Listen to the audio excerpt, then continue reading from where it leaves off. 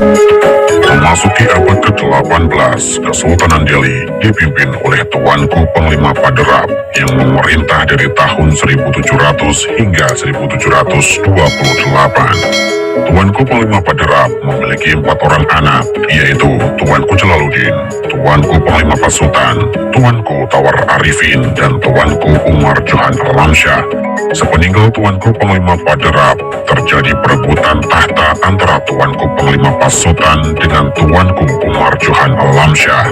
Secara konstitusi kerajaan, tahta Delhi seharusnya jatuh ke tangan Tuanku Umar Johan Alamsyah karena merupakan putra Tuanku Panglima Paderap dengan permaisuri Delhi, yaitu Tuanku Puan Sampali.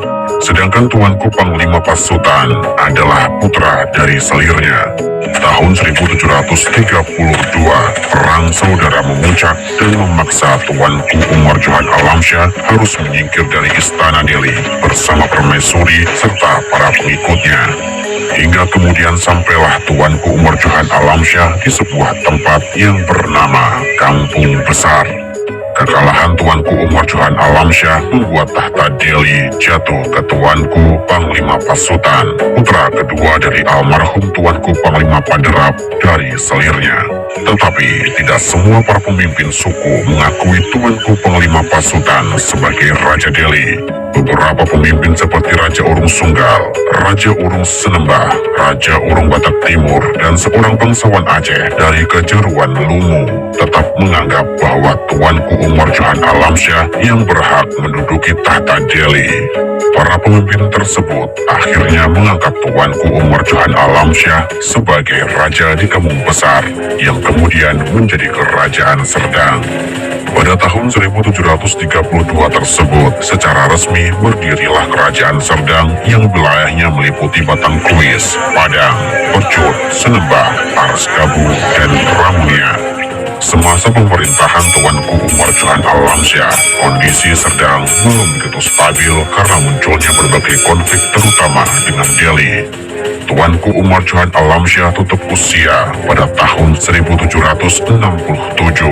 Almarhum Tuanku Umar Johan Alamsyah memiliki 3 putra, yaitu Tuanku Malim, Tuanku Ainan Johan Alamsyah, Tuanku Sapejana. Tahta Serdang dilanjutkan oleh putra kedua, yaitu Tuanku Ainan Johan Alamsyah, karena putra pertama, Tuanku Malim, menolak menduduki tahta. Pada masa pemerintahan Tuanku Ainan Johan Alamsyah inilah, wilayah Serdang mengalami perluasan hingga ke Perbaungan. Bergabungnya Perbaungan ke dalam wilayah Serdang terjadi karena adanya ikatan perkawinan. Tuanku Ainan Johan Alamsyah menikah dengan Tuanku Puan Sri Alam, putri dari Perbaungan. Setelah situasi Serdang mulai stabil, Tuanku Ainan Johan Alamsyah membentuk lembaga orang besar berempat yang terdiri dari 4 pemimpin wilayah di Serdang. Lembaga tersebut terdiri dari Pangeran Muda yang memimpin di Sungai Tuan, Datuk Mahamenteri yang memimpin di Arskabu, Datuk Paduka Raja yang memimpin di Batang Kuis, dan Sri Maharaja yang memimpin di Ramunia. Pembentukan lembaga orang besar berempat ini, selain untuk membantu jalannya pemerintahan, juga berfungsi sebagai lembaga perwakilan dari rakyat Serdang. Dalam masa-masa ini, Tuanku Ainan Johan Alamsyah memadukan antara hukum adat dengan hukum Islam. Hal ini mengacu pada pepatah Melayu yang berbunyi, adat Melayu bersendikan hukum syara, dan syara bersendikan kitabullah. Berdasarkan hal tersebut, Serdang merumuskan undang-undang yang mengacu pada 4 konsep adat, yaitu: pertama, adat sebenar adat sesuai hukum alam, seperti api panas, air dingin, siang malam, dan lainnya. Kedua, adat yang diadatkan sesuai dengan pemufakatan orang raja dan para orang besar kerajaan. Ketiga, adat teradat, kebiasaan turun-temurun yang memiliki sanksi-sanksi adat jika dilanggar. Keempat, adat istiadat, kebiasaan yang berlaku di istana raja. Selama masa pemerintahannya, Tuanku Ainan Johan Alamsyah membangun fondasi kerajaan baik secara politik dan hukum. Hingga kemudian, tahun 1817, Tuanku Ainan Johan Alamsyah tutup usia. Kepemimpinan Serdang dilanjutkan oleh Sultan Tafsinar Bashar. Beliau adalah pemimpin pertama Serdang yang menggunakan gelar Sultan. Memasuki abad 19, peta politik di Nusantara telah mengalami pergeseran. Malaka yang awalnya dikuasai Portugis diambil alih VOC dan kemudian menjadi kekuasaan Inggris melalui Traktat London. Sebagai imbalannya, Inggris menarik diri dari Sumatera dan membiarkan Belanda melakukan serangkaian kampanye militer untuk menguasai pulau tersebut secara mutlak. Sebagaimana halnya Delhi, Serdang mendapatkan gelar Kesultanan dari Siap, yang ketika itu telah tumbuh menjadi negara besar di pesisir timur Sumatera. Pada masa inilah Serdang secara resmi menjadi kesultanan, dan selanjutnya para pemimpin Serdang menggunakan gelar Sultan. Serdang secara resmi menggunakan kesultanan pada masa Sultan Tafsinar Bashar Shah. Sultan Tafsinar Bashar Shah memperluas wilayah Kesultanan Serdang hingga ke barat sampai ke pegunungan. Perluasan wilayah yang dilakukan oleh Sultan Tafsinar Bashar Shah bukan hanya untuk kepentingan geopolitik, tetapi juga penyebaran agama Islam. Penyebaran agama Islam oleh Kesultanan Serdang ini berhasil mengislamkan banyak suku Batak yang tinggal di pedalaman. Beberapa suku Batak seperti Karo dan Simalungun banyak yang memeluk Islam dan terintegrasi ke dalam Kesultanan Serdang. Dalam bidang perdagangan, Kesultanan Serdang juga mengalami kemajuan dengan hubungan perniagaan dengan wilayah sekitarnya. Kesultanan Serdang memiliki hubungan niaga yang cukup pesat dengan beberapa negara tetangga seperti Pinang. Serdang banyak menjual komoditas seperti lada dan beberapa hasil hutan. Pulau Pinang pada masa tersebut merupakan salah satu pelabuhan di Malaka dan berada di bawah kekuasaan Inggris.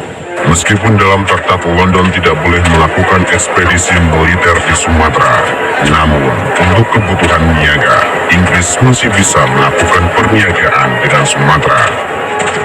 Kemajuan perniagaan di Serdang ini membuat sebagian para pedagang dari pesisir barat Sumatera banyak yang menjual komoditasnya ke luar negeri melalui Serdang.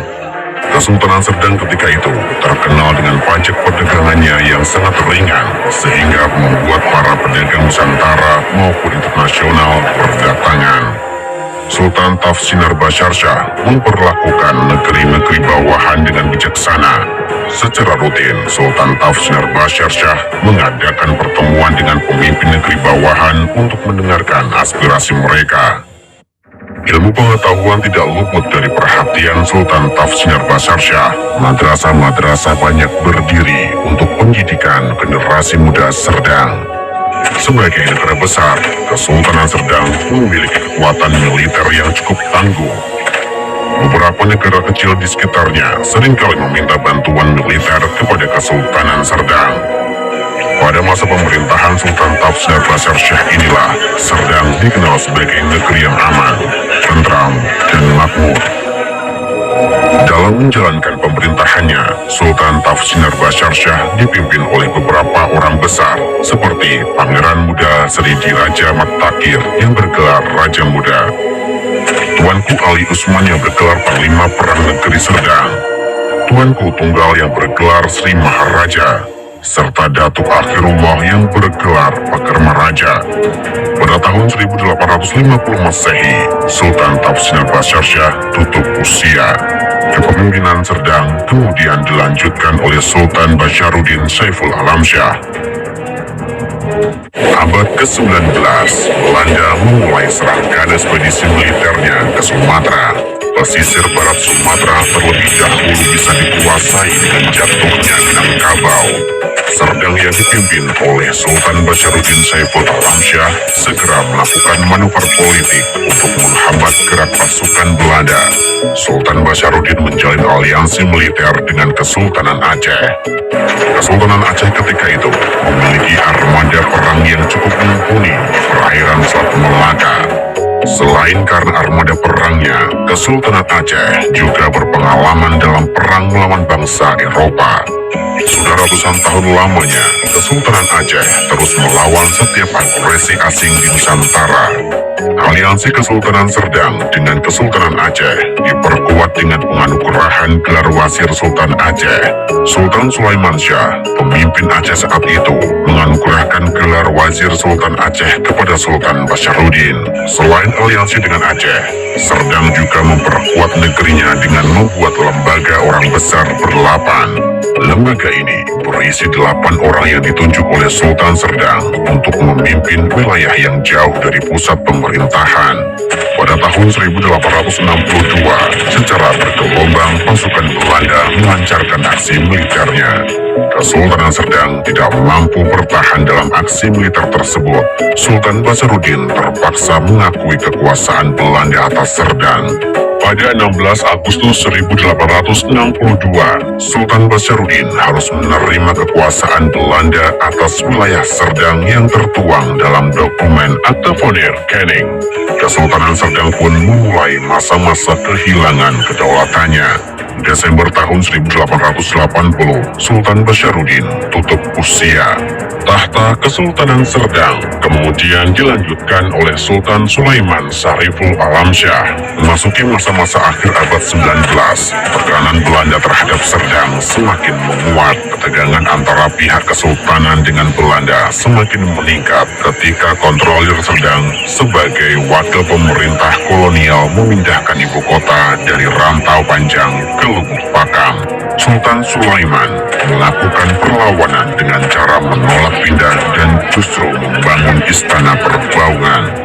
Selanjutnya, Sultan Sulaiman membangun sebuah masjid besar yang diberi nama Masjid Raya Sulaimaniyah. Bukan hanya itu, Sultan Sulaiman juga membangun pasar dan berbagai fasilitas umum. Sebuah kota berhasil dibangun oleh Sultan Sulaiman sebagai ibu kota tandingan yang dibangun oleh pemerintah kolonial Belanda. Tahun 1896, pemerintah kolonial Belanda meminta agar Sultan Sulaiman datang menghadap Ratu Belanda di Amsterdam.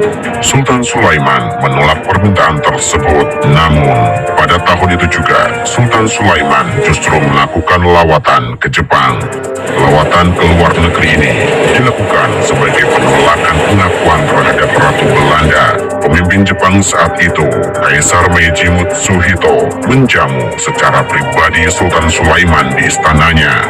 Pembangkangan yang dilakukan Sultan Sulaiman ini membuat Belanda mempersempit wilayah kekuasaan Serdang. Bukan hanya itu, pemerintah kolonial Belanda juga melarang Sultan Sulaiman melakukan lawatan ke luar negeri. Memasuki tahun 1942, Jepang memulai agresi militernya ke Asia yang kemudian dikenal sebagai Perang Dunia Kedua.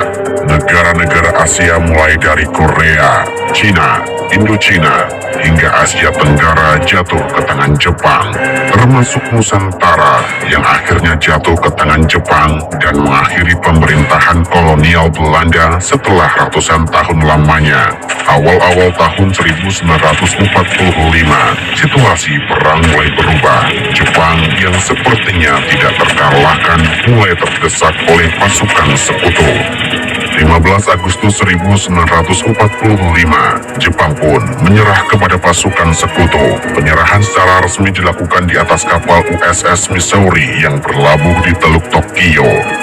2 hari berikutnya, di Jakarta, Soekarno-Hatta menyatakan kemerdekaan Republik Indonesia.